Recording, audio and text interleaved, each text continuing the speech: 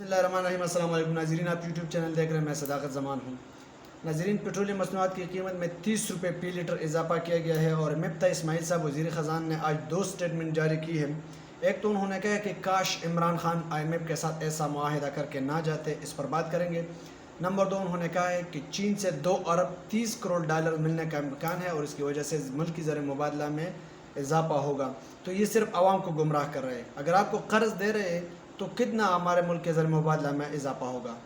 آپ کے تقریباً 50 سے 60 دن ہو گئے، 2 مہینے ہو گئے، آپ نے کوئی ایسا کام ہی شروع نہیں کی جس کی وجہ سے ملک کے اندر جو اکانومی ہے وہ جنریٹ ہو اور ملک کا اکانومی میں اضافہ ہو جائے۔ آپ دوسرے ملکوں سے قرضے لے کر اپنے ملک کا بیڑا غرق کر رہے ہیں اور آپ کہتے ہیں کہ اس سے ملک کی زر مبادلہ میں اضافہ ہوگا۔ یہ صرف عوام کو گمراہ کرنے کا طریقہ ہے۔ اور میں آپ کے سامنے ایک تحریر رکھ رہا ہوں جو کہ میرے ایک دوست نے بھیجی ہے، کالم نگار ہے، اور انتہائی نفیس آدمی، اور انہوں نے ایسے الفاظ لکھے کہ آپ حیران رہ جائیں گے کہ یہ لوگ کس طرح ہمیں کہتے ہیں، کس طرح ہمارے سروں کے اوپر یہ لوگ سیاست کرتے ہیں اور پھر ہم کو آنکھیں دکھاتے ہیں۔ میں وہ پورا تحریر کے سامنے رکھ رہا ہوں اور کوشش کریں جتنا آپ سے ہو سکتا ہے وہ ان لوگوں کے کانوں تک پہنچائے جس کے ساتھ بھی آپ کا تعلق ہے، اٹھنا بیٹھنا ہے، ان کو یہ باتیں ضرور سنائیں کہ آپ لوگ ہمارے ساتھ اس طرح کرتے ہیں اور ہم آپ کے لیے کیا کرتے ہیں۔ یہ سارا بوجھ عوام پہ ڈالتے ہیں، قرضے لے لے کے ہمارے اوپر قرضوں کا بوجھ بن جاتا ہے، باری بوجھ بن جاتا ہے، پھر ہم اس سے نکل نہیں پاتے۔ دوسرا آتا ہے وہ بھی قرضے لیتے ہیں، تیسرا آتا ہے وہ بھی قرضے لیتے ہیں، اور ہمارا ملک اسی طرح اس دلدل میں پھنس جاتا ہے۔ تو میں آپ کے سامنے وہ تحریر رکھ رہا ہوں، اس سے آپ اندازہ کر لیں کہ ہمارے جو سیاستدان ہے، جو ہمارا پولیٹیکل سٹرکچر ہے، وہ کس طرح ہم لوگوں کو کھا جاتے ہیں۔ انہوں نے لکھا ہے کہ جلسوں میں نعرے لگائے ہم، لیکن حکمرانی کے مزے لے یہ لوگ۔ قرضوں کے دلدل میں ہم نے نہیں، آپ نے ملک کو دھکیلا ہے۔ ہم تو قرضے نہیں لے رہے، قرضے تو آپ لے رہے ہیں۔ ہم تو کسی سے 2000 روپے لے، وہ شام کو ہمارے گھر کے دروازے پہ بیٹھ جاتا ہے۔ جب سے پاکستان بنا ہے آپ لوگ قرضے لیتے ہیں، لیکن قصوروار ہم ہیں۔ بینکوں سے قرضے ہم نے نہیں معاف کرائے، آپ نے ہمیشہ اپنی ذاتی قرضے معاف کیا اور اپنے ذاتی مفاد کو ڈھونڈے ہیں۔ الیکشن سے پہلے مراعات نہ لینے کا وعدے کرتے ہیں، لیکن بعد میں آپ VVIP پروٹوکول لیتے ہیں اور ہم سے جو وعدے کرتے ہیں ان کا بالکل انحراف کرتے ہیں۔ آپ قرضہ آپ لے اور ٹیکس عوام دے۔ ہم نے تو قرضے نہیں لیے۔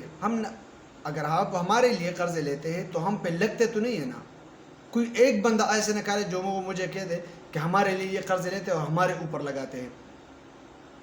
یہ تحریر آپ پورا پڑھ لیں، آپ کو سمجھ آ جائے گا کہ میں کس کی بات کر رہا ہوں۔ آپ لوگ ووٹ ہم سے لیتے ہیں اور عدم اعتماد اپنی مرضی سے کرتے ہیں۔ لوٹے آپ بنتے ہیں، بدنام حلقہ ہو جاتا ہے کہ حلقے کے لوگ نے ووٹ غلط دیا ہے، اور لوٹے آپ بن جاتے ہیں۔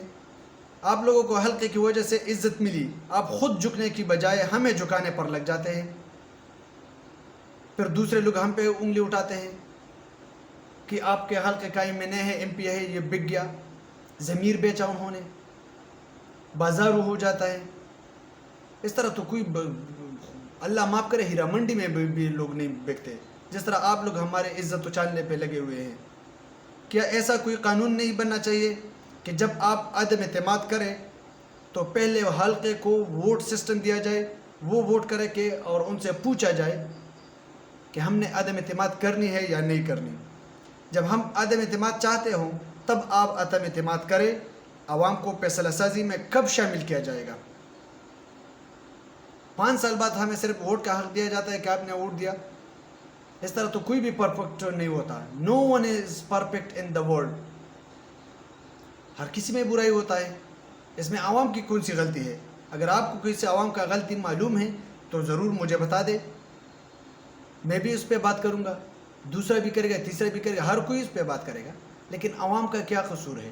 قرضے آپ لیتے ہیں، بھیک آپ مانگتے ہیں، در در کے ٹوکرے آپ کھاتے ہیں، لیکن آپ کے لیے تو کوئی مسئلہ نہیں۔ آپ ہم پہ یہ نہ ڈالے کہ ہم آپ کے لیے قرضے لیتے ہیں۔ ہم پہ تو کبھی لگائے نہیں پیسے، ہم تو بھوک سے مر رہے ہیں، ہمارے سر پہ چھت نہیں ہے، ہمارے بدن پہ کپڑے نہیں ہے، لیکن پاکستان بننے کے بعد ہم یہی سن رہے ہیں کہ روٹی کپڑا مکان آپ کو مل جائے گا۔ کہاں سے؟ اچھا روٹی مل جائے گا، اللہ تعالیٰ نے وعدہ کیا یہ ہر کسی کو ملتا ہے، تو باقی آپ اپنے عوام کو کیا ریلیف دے سکتے ہیں؟ کیا ریلیف دیا ہے آج تک؟ کسی نے نہیں دیا۔ ہر کوئی صرف اپنے مفاد کو ڈھونڈنے کے لیے آتے ہیں۔ اچھا آپ لوگ نے پارٹیوں میں جتنی شخصیت پرستی پر توجہ دی ہے، اتنی عوام پر توجہ کیوں نہیں دی؟ یہ سارے سیاسی لیڈرز ہیں، ان سے سوال ہے کہ جتنے آپ لوگ اپنے لیے پرسنالٹیز ڈھونڈتے ہیں، عوام کو کبھی اتنا فکر، اتنا سوچ آپ نے عوام کے لیے کیا ہے؟ کیا عوام پر اتنا فوکس آپ نے کیا ہے؟ کیا عوام کے لیے اتنا دکھ درد آپ کے دل میں ہے؟ اولاد آپ کی باہر پڑھتی ہے، ہماری نہیں۔ ہم تو یہاں سرکاری اسکولوں کے ٹاٹوں کے پڑے ہوئے ہیں، ٹاٹ پہ بیٹھتے ہیں، ہمارے پاس تو بیگز نہیں ہوتے ہیں، ہم کپڑے میں کتابوں کو لپیٹ کے ڈال لیتے ہیں پیچھے، ہمارے پاس تو وینیں نہیں ہیں، ہم تو کسی سوزوکی سے لٹک کے آتے ہیں اور جاتے ہیں۔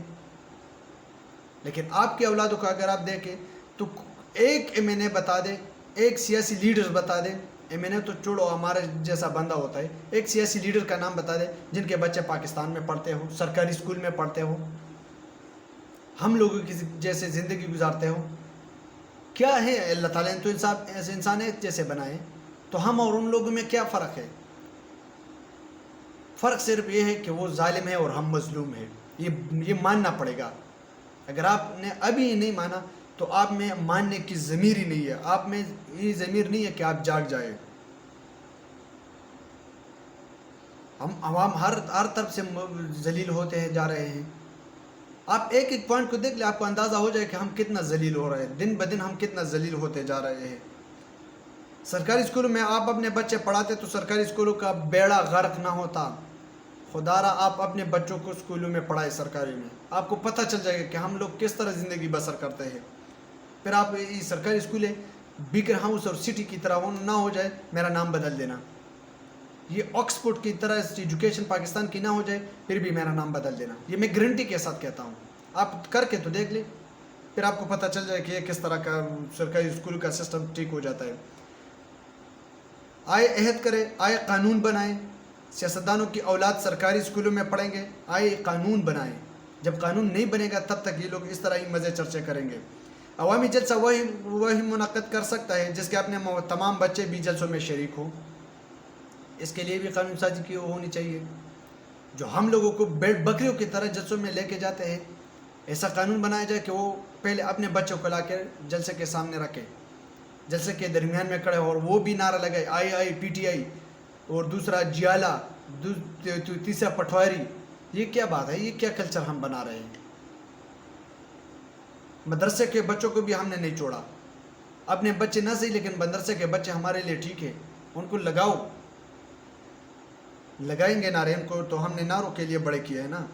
یہ ہماری بدقسمتی ہے، ہمارے ملک کی بدقسمتی ہے، پتہ نہیں کہ کب ٹھیک ہوگا، بہت مشکل نظر آ رہا ہے۔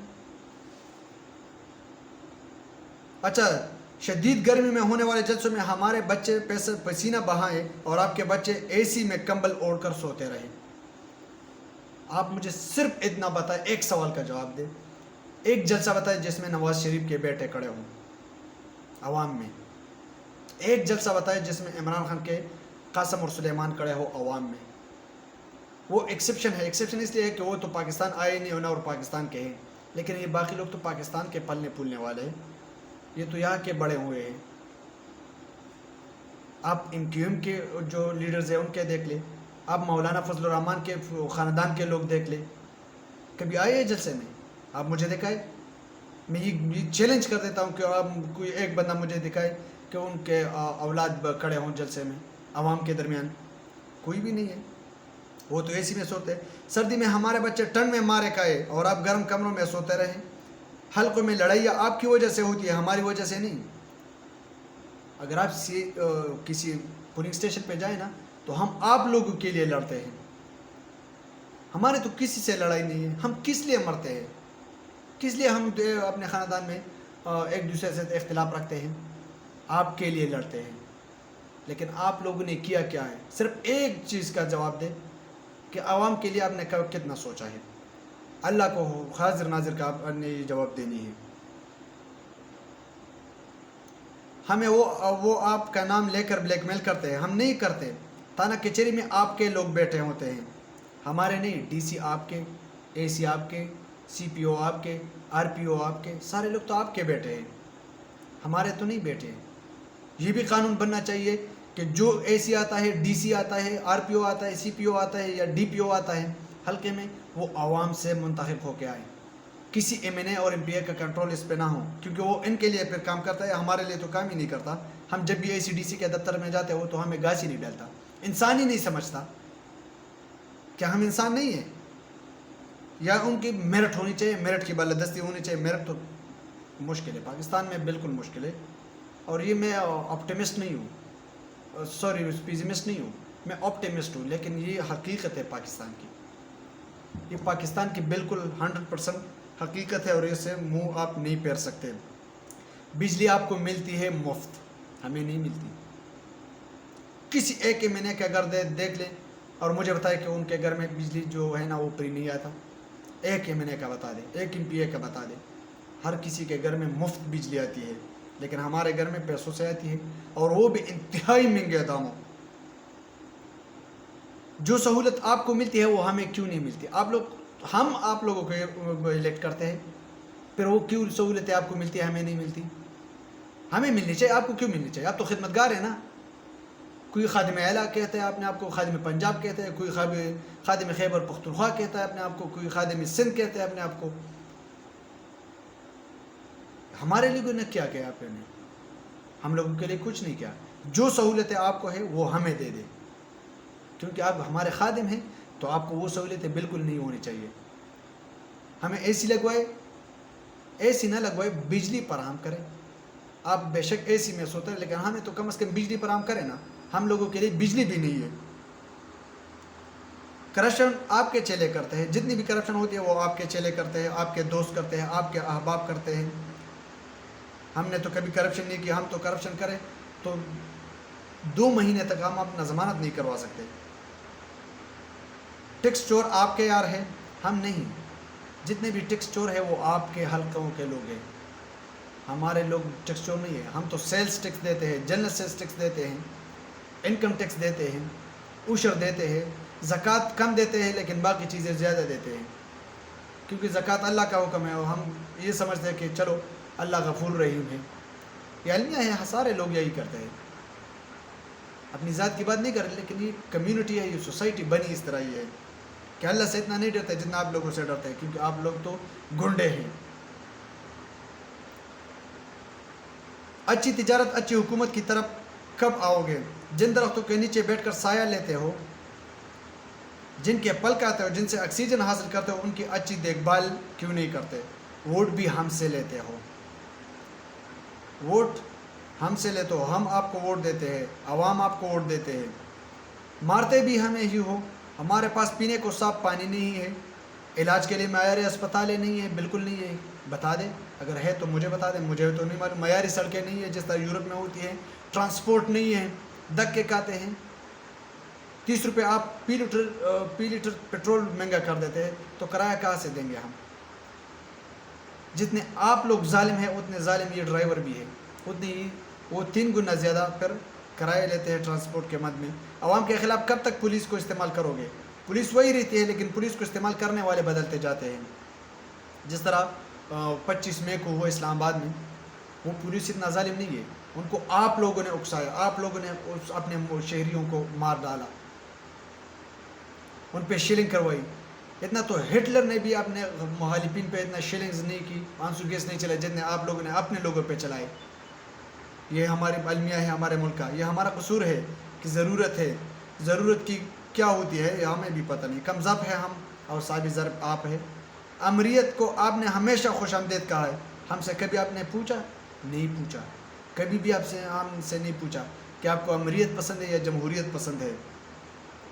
آپ بھارت سے دوسری کریں، ان کے بچے ہماری یونیورسٹی میں پڑھے، ہمارے بچے ان کے ہاں پڑھنے کے لیے جائے، نمک وہ ہمارا کھا سکتے ہیں، تو ہم ان کی گائے سستے داموں کیوں نہیں خرید سکتے؟